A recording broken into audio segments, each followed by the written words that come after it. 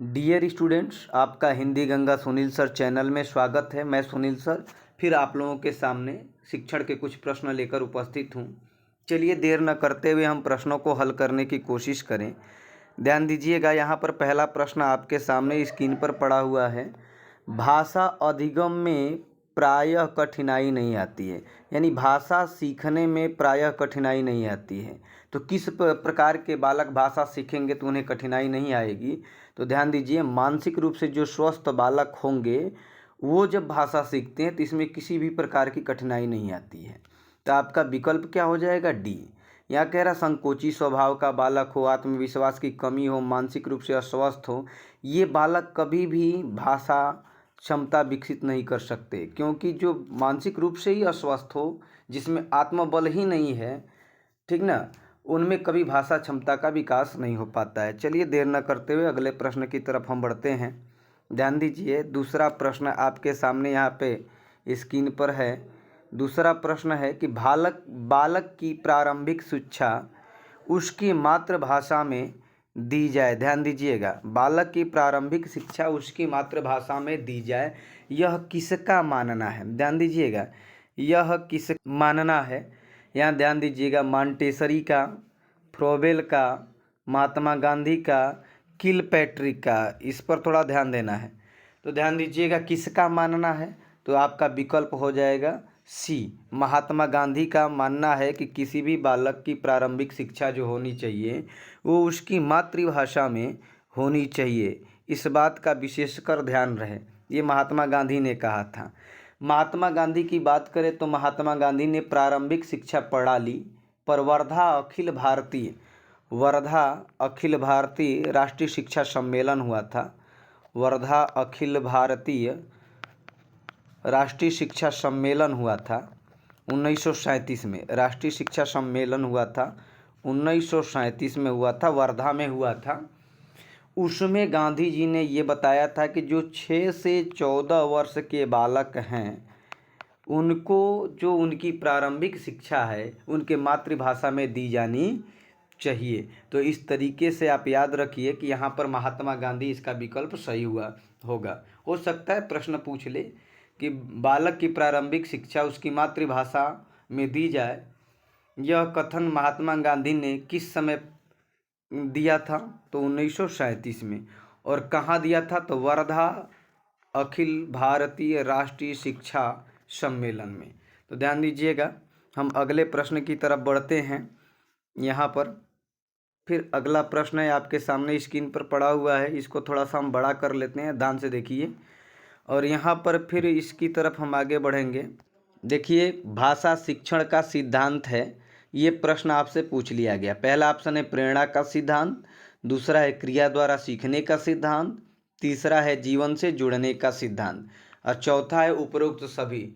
तो आप ध्यान दीजिएगा कि भाषा शिक्षण के जो सिद्धांत हैं ये तीनों हैं। प्रेरणा का सिद्धांत भी भाषा शिक्षण का सिद्धांत है, क्रिया द्वारा सीखने का सिद्धांत भी भाषा शिक्षण का सिद्धांत है, जीवन से जुड़ने का सिद्धांत भी भाषा शिक्षण का सिद्धांत है। इस तरीके से आपका विकल्प क्या हो जाएगा? डी, उपरोक्त सभी। चलिए हम अगले प्रश्न की तरफ बढ़ते हैं, और ये चौथा प्रश्न आपके समक्ष पड़ा हुआ है। ध्यान दीजिए, ये चार नंबर का प्रश्न है। ये क्या कह रहा है कि हिंदी भाषा शिक्षण की विधि है। तो हिंदी भाषा शिक्षण की विधि कौन सी है? यहाँ पर आप लोग ध्यान देंगे तो हिंदी भाषा शिक्षण की अनुकरण विधि है, आगमन निगमन विधि है, या भाषा प्रयोगशाला विधि है, या सभी विधियां हैं। तो ध्यान दीजिएगा, ये चारों की चारों विधियां हिंदी भाषा शिक्षण के लिए उपयोगी हैं। इन चारों विधियों का प्रयोग किया जाता है। यहाँ आपके सामने पांचवा प्रश्न पड़ा हुआ है, गद्य शिक्षण का मूल उद्देश्य है। तो देखिए, गद्य शिक्षण का जो मूल उद्देश्य होता है वो भाषा ज्ञान कराना होता है। भाषा शिक्षण का, गद्य शिक्षण का जो मूल उद्देश्य होता है भाषा का ज्ञान कराना होता है, न कि सामान्य ज्ञान, न कि चरित्र का निर्माण करना। जब गद्य शिक्षण कराया जाता है तो उस समय ध्यान दिया जाता है शुद्ध लेखन पर, शुद्ध उच्चारण पर, शुद्ध वाचन पर। बात समझ में आ रही है? इस पर ध्यान दिया जाता है। तो गद्य शिक्षण का मूल उद्देश्य होता है भाषा का ज्ञान कराना, ये बाकी सब गलत हैं। चलिए हम अगले प्रश्न की तरफ बढ़ते हैं। ध्यान दीजिएगा। अगला प्रश्न है कि भाषा शिक्षण में, ध्यान दीजिएगा, यहाँ पर द्वितीय भाषा शिक्षण की तुलनात्मक विधि है। यहाँ पर ध्यान देने वाली बात है। तो पहला कह रहा है कि सिद्धांत प्रणाली, ये पहला है। दूसरा कह रहा है व्यतिरेकी विधि। तीसरा कह रहा है व्यास प्रणाली। और चौथा कह रहा है तुलना विधि। फटाफट आप लोग उत्तर दीजिए। देखिए, इसका विकल्प होगा व्यतिरेकी विधि। व्यतिरेकी विधि में किया क्या जाता है? भाषा का शिक्षण किया जाता है। व्यतिरेकी विधि में भाषा शिक्षण किया जाता है। ध्यान दीजिएगा, व्यतिरेकी विधि में क्या किया जाता है? भाषा शिक्षण किया जाता है। इसमें होता क्या है कि कई भाषाओं का आपस में तुलना किया जाता है, फिर भाषा को सरल बनाने पर ध्यान दिया जाता है। ऐसी विधि को क्या कहा जाता है? व्यतिरेकी विधि। भाषा शिक्षण, व्यतिरेकी विधि में भाषा शिक्षण किया जाता है। एक बार और सुनिए। और इसमें कई भाषाओं को आपस में मिलाकर तुलना किया जाता है, फिर भाषा को सरल बनाने का प्रयास किया जाता है। चलिए हम अगले प्रश्न की तरफ बढ़ते हैं। अगला प्रश्न है आपके समक्ष, ये पड़ा हुआ है, रचना शिक्षण के मुख्य रूप होते हैं। तो आपको बताना है कि रचना शिक्षण के मुख्य रूप कौन कौन से होते हैं। तो ध्यान दीजिएगा। अब पहला ऑप्शन है 5, दूसरा ऑप्शन है 3, तीसरा ऑप्शन है 2, चौथा ऑप्शन है 7। तो रचना शिक्षण के मुख्य 2 रूप होते हैं। याद रखिएगा, मुख्य 2 रूप होते हैं। पहला जो रूप होता है रचना शिक्षण का, वो मौखिक रूप होता है।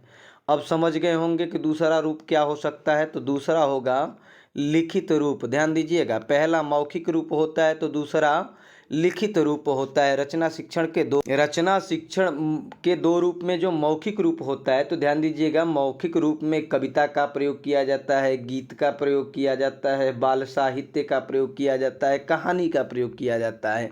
ये मौखिक रूप होता है।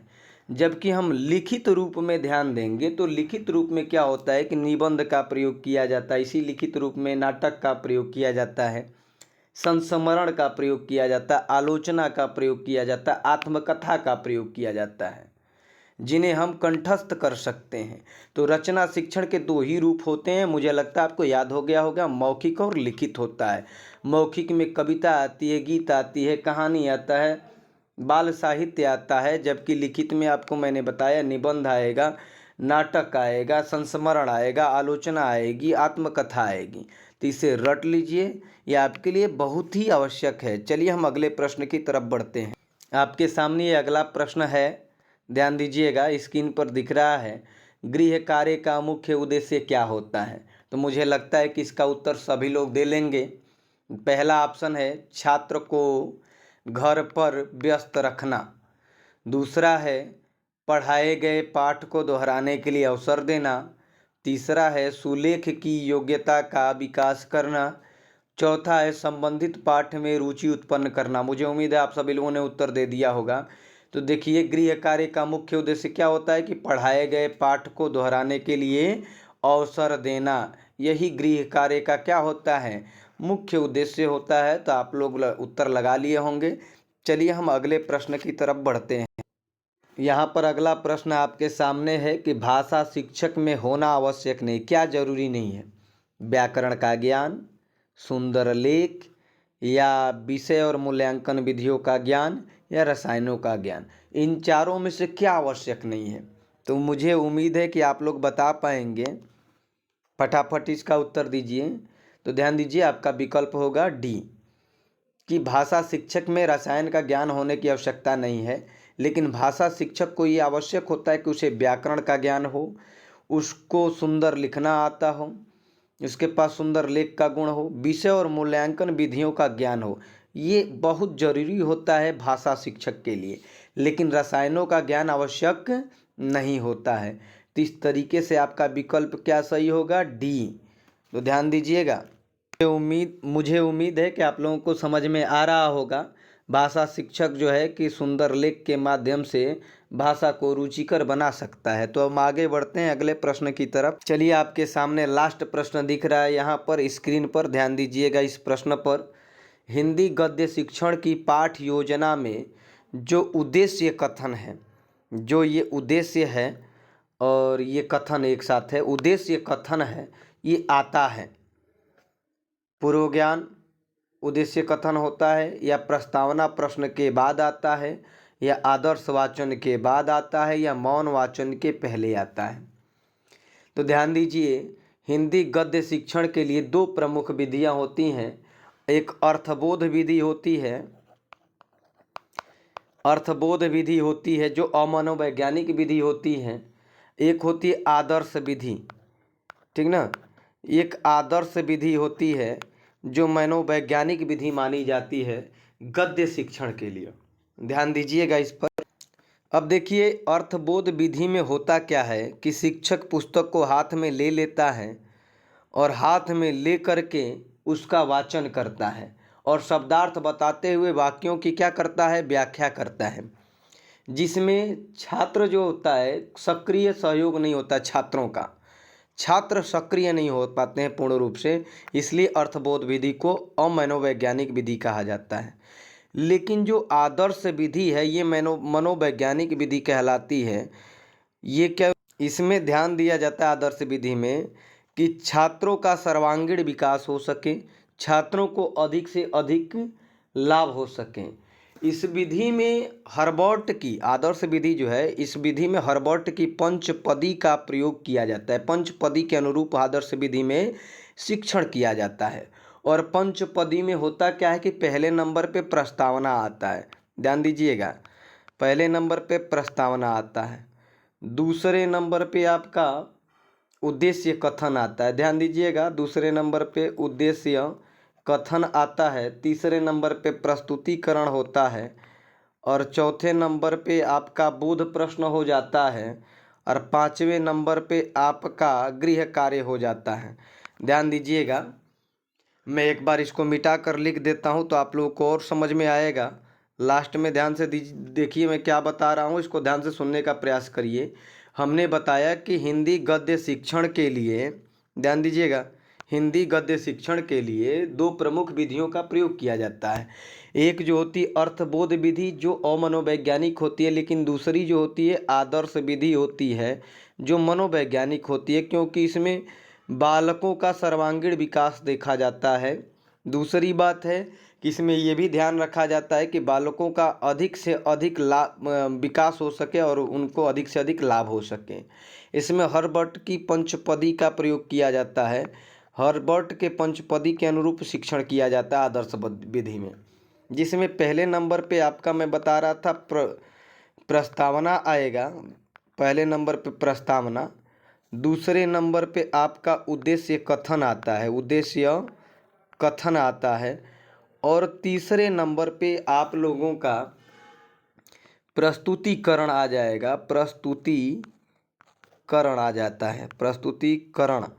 ये चौथे नंबर पे, तीसरे नंबर पे प्रस्तुतिकरण और जो चौथा नंबर है इसमें बोध प्रश्न आ जाता है, ठीक ना। अब पाँचवें नंबर पे गृह कार्य आ जाता है, पाँचवें नंबर पर गृह कार्य। तो मुझे उम्मीद है कि आप लोग समझ पा रहे होंगे, गृह कार्य दिया जाता है। तो इसमें प्रश्न कह रहा है कि हिंदी गद्य शिक्षण की पाठ योजना में उद्देश्य कथन आता है। तो आप देख लीजिए, उद्देश्य कथन प्रस्तावना के बाद आता है। ध्यान दीजिएगा, ये है आपका प्रस्तावना, इस प्रस्तावना के बाद ये है आपका उद्देश्य। तो प्रस्तावना प्रश्न के पश्चात मतलब प्रस्तावना के बाद, तो प्रस्तावना के बाद उद्देश्य आता है। तो ये उद्देश्य कथन प्रस्तावना के बाद आता है, इसलिए विकल्प आपका क्या सही होगा, बी सही होगा। तो इसी के साथ आपके क्वेश्चन समाप्त हुए। धन्यवाद सभी को, और इस चैनल को अधिक से अधिक लाइक करें, शेयर करें और सब्सक्राइब करें। धन्यवाद।